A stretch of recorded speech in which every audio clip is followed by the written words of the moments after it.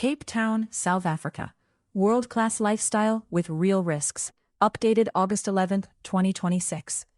Cape Town offers an unusually powerful combination: dramatic natural scenery, a mild Mediterranean-style climate, excellent restaurants, strong private healthcare, a large English-speaking professional community, and a lifestyle built around beaches, hiking, surfing, wine country, and outdoor living.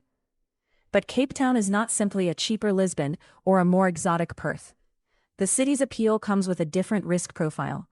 Crime requires active risk management, inequality is visible and socially consequential, and residents still need contingency plans for electricity, internet, water interruptions, and wildfire. The right question is not whether Cape Town is safe or unsafe. It is whether you can comfortably live with the precautions and infrastructure workarounds that make the city's lifestyle possible. The short verdict: Cape Town is a strong fit for remote workers with foreign currency income, professionals who qualify for South Africa's critical skills route, retirees who can afford private healthcare and security-conscious housing, outdoor enthusiasts who value scenery more than seamless infrastructure, people willing to choose their neighborhood carefully and drive defensively. Cape Town is a weak fit for anyone expecting Lisbon or Perth-level everyday security. Families who need completely predictable public transport and utilities. People who dislike alarms, controlled access, private security, or avoiding certain roads and walking routes. Households dependent on uninterrupted electricity and internet without backup systems. Residents on a tight local salary who want to live in the most desirable central neighborhoods. The city's electricity situation has improved dramatically, but its crime and inequality problems have not disappeared. Cape Town is best understood as a high-reward, high-management lifestyle city. Neighborhood-level safety, Sea Point, Gardens, and Newlands. Cape Town's safety profile changes sharply between neighborhoods, and even within a neighborhood, it can change from one street to the next. Official police data is generally recorded by SAPS precinct, not by individual suburb. Crime figures should therefore be treated as indicators of local pressure, rather than a guarantee about a particular apartment building or block. The city of Cape Town itself describes the metropolitan crime rate as persistently high, while the latest national crime releases continue to show the Western Cape among the provinces carrying a large share of South Africa's violent crime burden. Sea Point, best for walkability, restaurants, ocean access, social life, and a car-light lifestyle. Sea Point is probably the easiest of the three neighborhoods for an international newcomer to enjoy immediately. The promenade, main road, cafes, gyms, grocery stores, and restaurants create more natural pedestrian activity than many other parts of Cape Town. That activity helps, but it does not eliminate risk.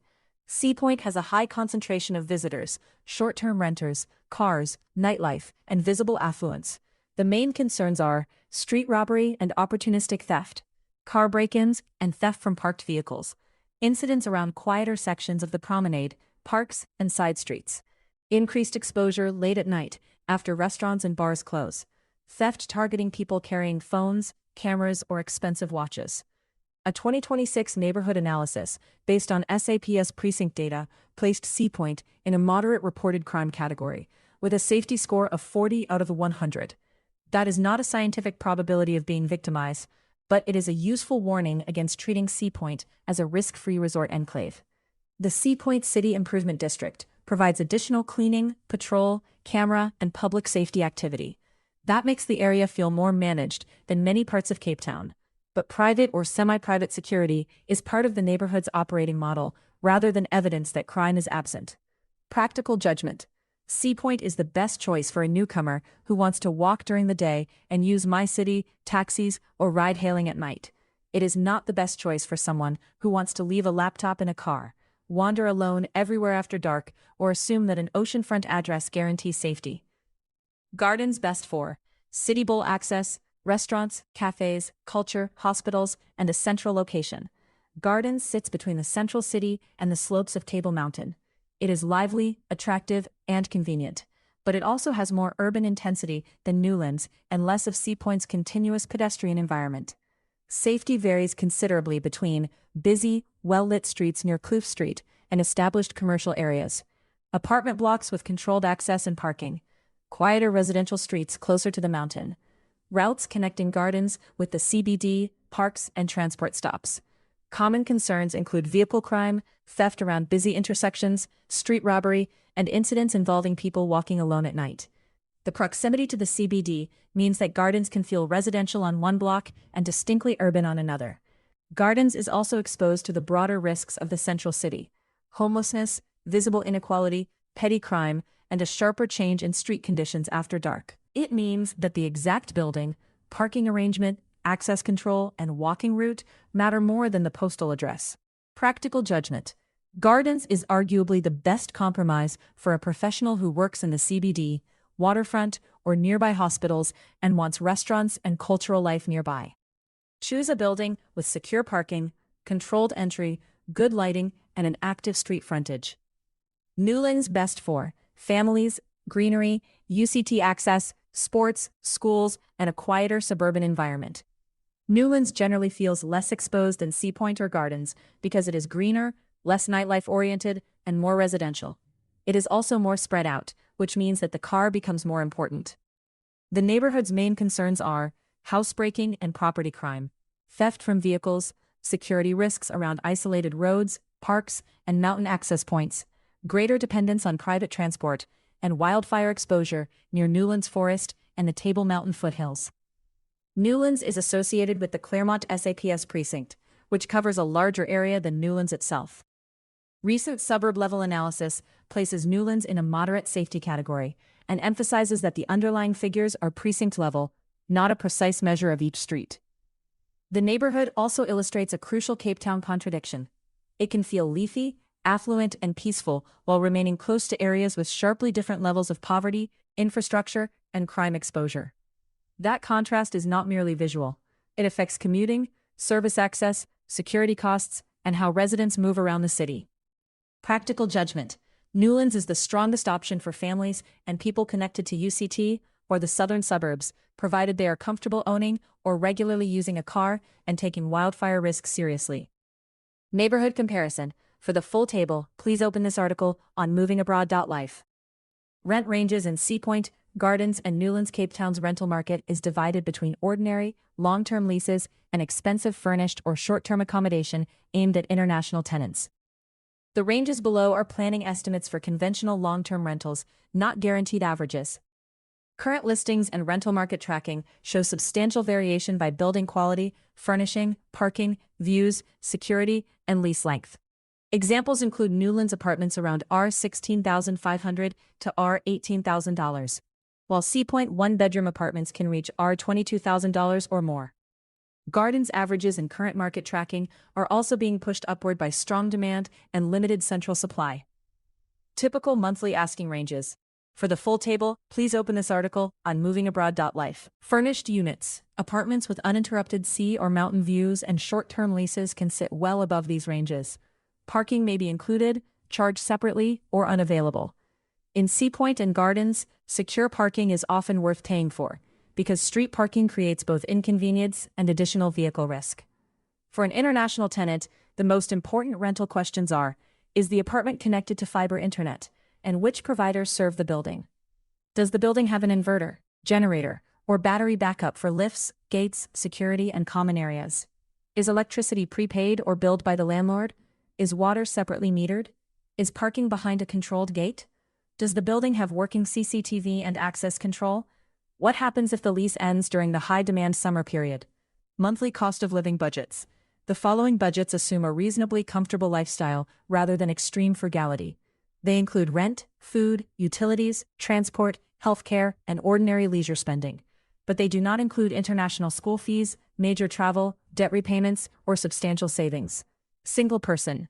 For the full table, please open this article on movingabroad.life.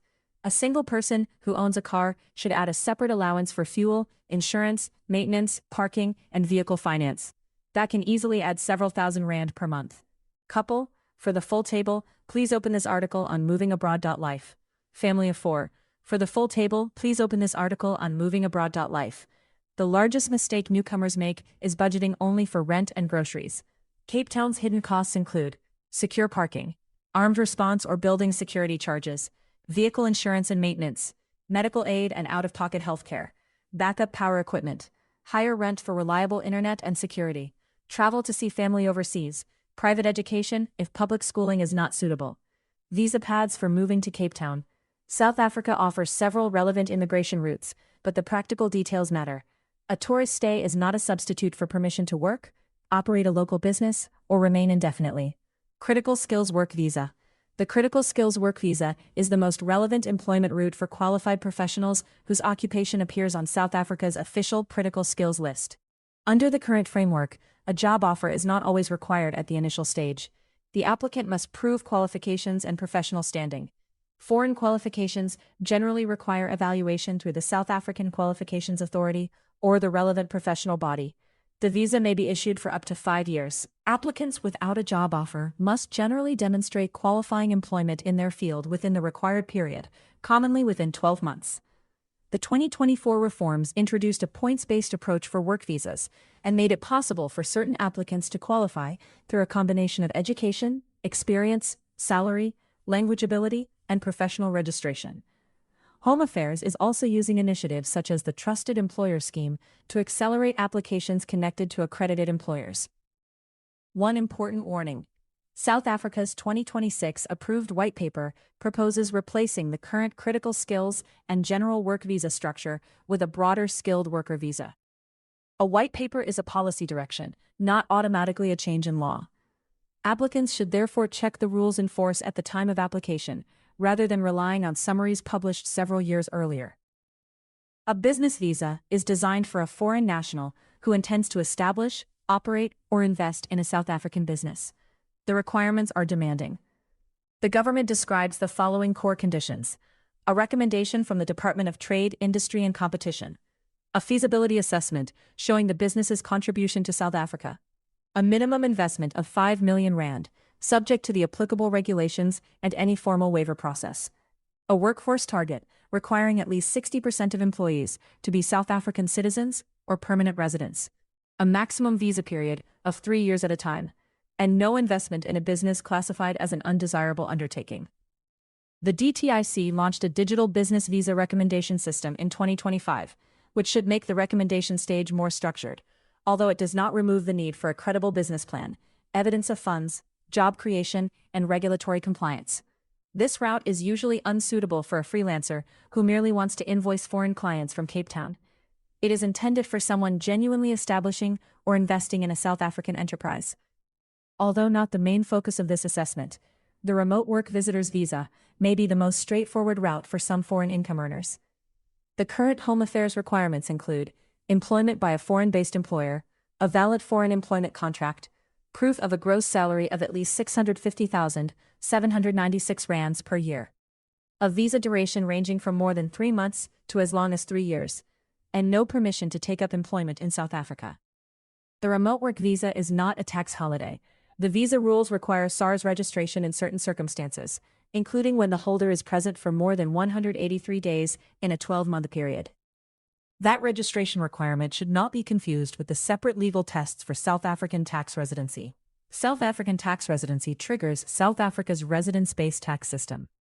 A person who is tax resident may be taxable on worldwide income, subject to exemptions, exclusions, and double taxation agreements. There are 2 central tests.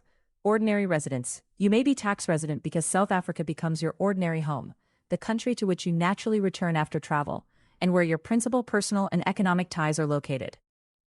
This means that simply counting days is not always enough. A person who moves to Cape Town, rents a long-term home, relocates a spouse or family, and treats South Africa as their normal base may create tax residency exposure, even before the commonly discussed day count test becomes decisive. Physical presence test. If you are not ordinarily resident, you may still become resident by meeting all of these thresholds. More than 91 days in South Africa during the current tax year. More than 91 days in each of the 5 preceding tax years. More than 915 days in total across those 5 preceding years. A person who meets the physical presence requirements can cease to be resident from the day they leave South Africa if they remain outside the country for at least 330 continuous full days. Double taxation agreements can also alter the result through tiebreaker rules based on permanent home, center of vital interests, habitual abode, and nationality. Practical advice. Before signing a long lease or accepting a South African visa, get advice from a South African tax advisor and a professional in your home country. Immigration status and tax residency are separate questions. Private healthcare in Cape Town. Cape Town has access to high-quality private hospitals, specialist doctors, emergency medicine, diagnostic services, and internationally experienced clinicians. The private sector is one of the city's genuine strengths. Netcare Christian Barnard Memorial Hospital, for example, is one of the country's private facilities with Level 1 trauma accreditation from the Trauma Society of South Africa. Cape Town also has major private facilities connected to Netcare, Mediclinic, Life Healthcare, and university-linked medical services. The challenge is affordability and access. South Africa has a deeply divided two-tier system. The World Health Organization places the country's Universal Health Coverage Service Index at 71 and highlights the unequal distribution between public and private care. The private system can be excellent for people with medical aid, but that quality is not equally available to the wider population. Medical aid costs. Medical aid is different from ordinary travel insurance. It is designed to cover ongoing healthcare, hospitalization, chronic conditions, specialists, and structured healthcare networks. For 2026, Discovery Health's official contribution table ranges from lower-cost plans around $1,350 per month for a May member to more comprehensive plans costing several thousand rand, with the executive plan listed at $9,254 per month for a May member. Other providers and plans may be cheaper or more suitable depending on age, dependence, and network restrictions.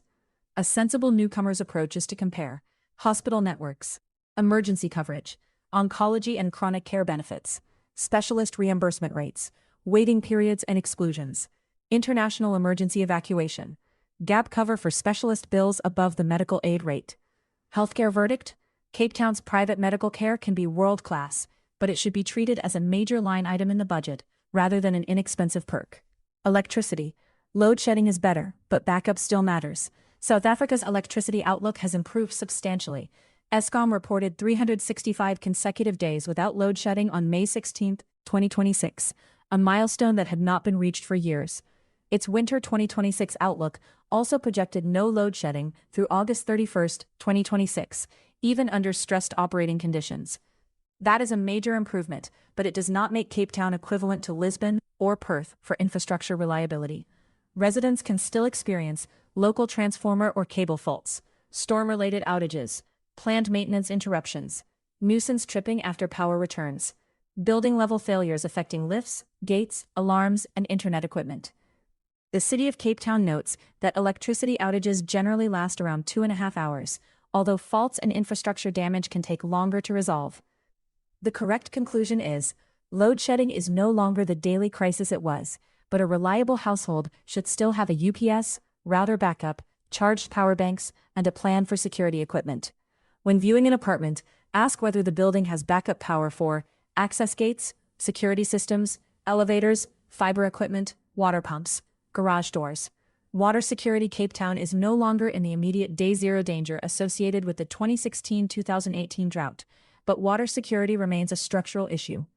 On July 17, 2026, Cape Town's dam levels were reported at approximately 78%, while the Western Cape's average storage was around 78.1%. The city and province continue to emphasize conservation because the region remains water scarce and dependent on seasonal rainfall. The Western Cape launched a 2025-2035 water resilience strategy, focused on demand management, infrastructure, diversification, and long-term supply security.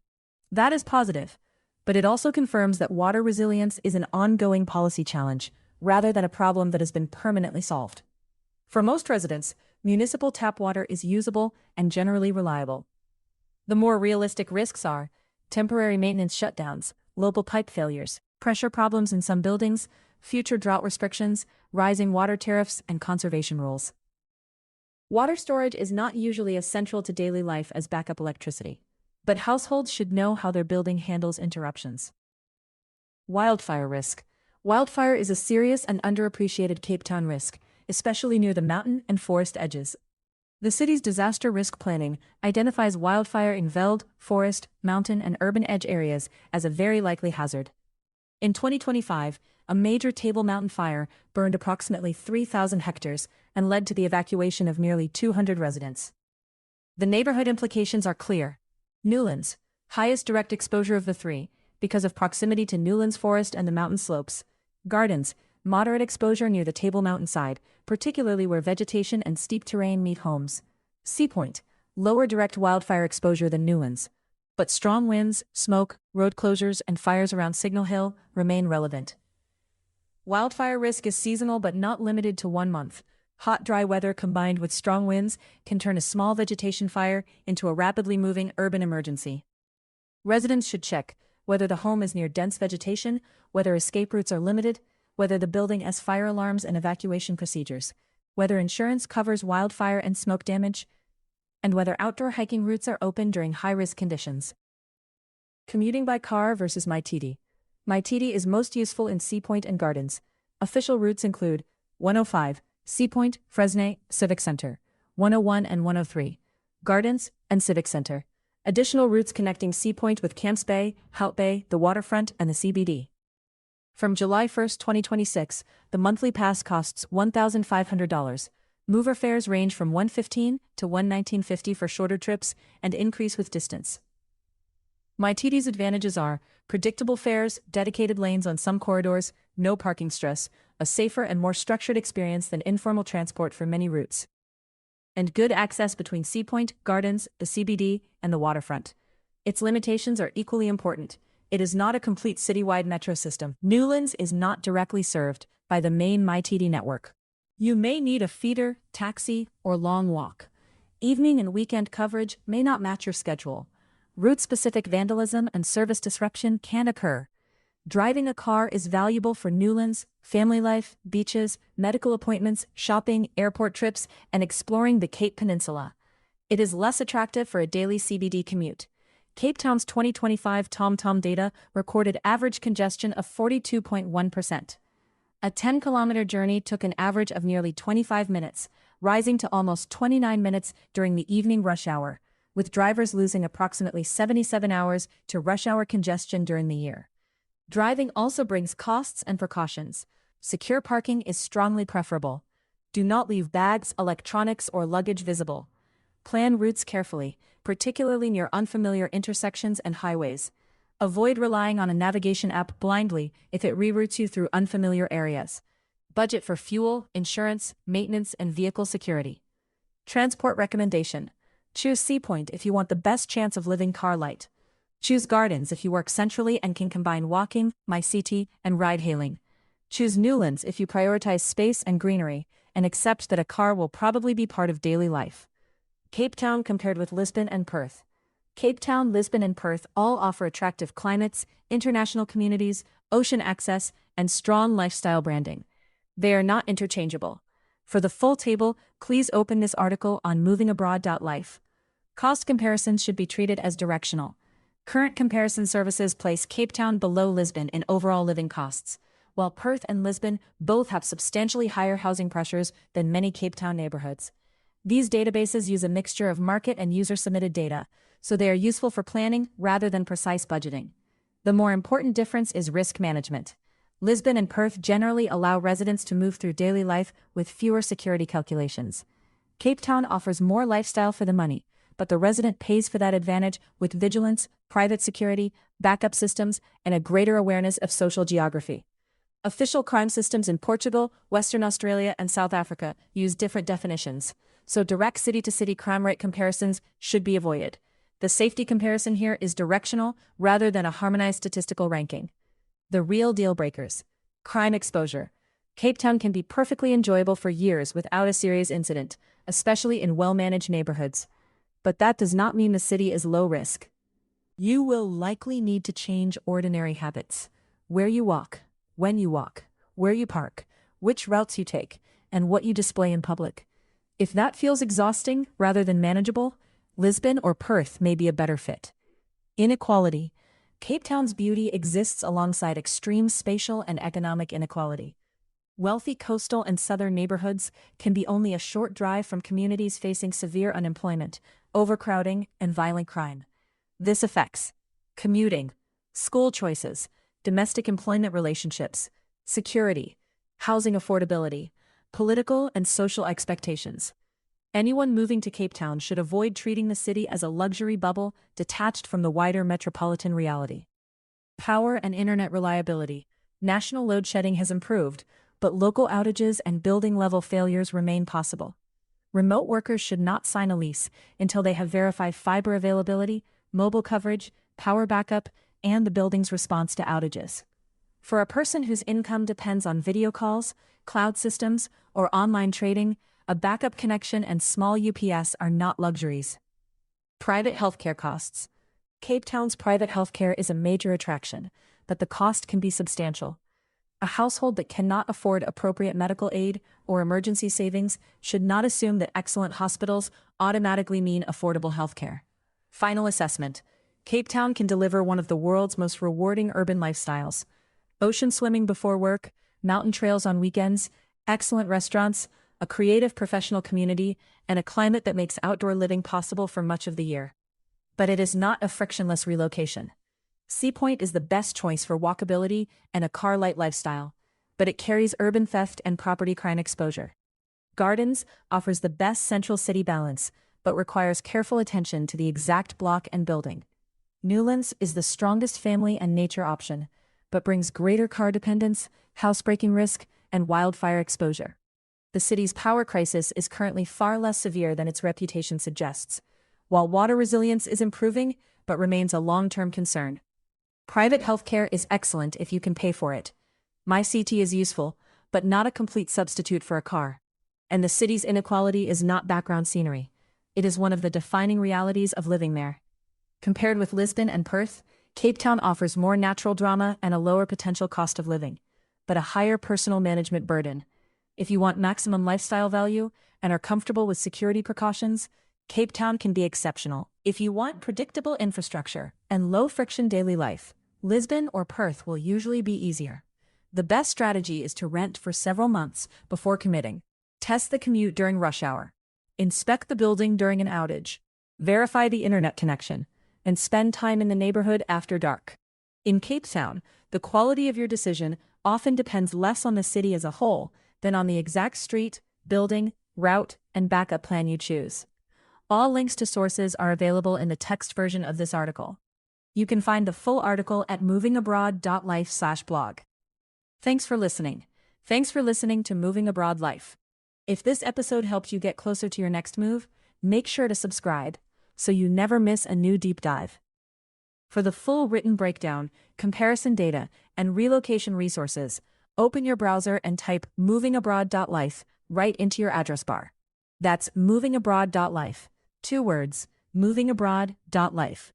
New research drops multiple times a week.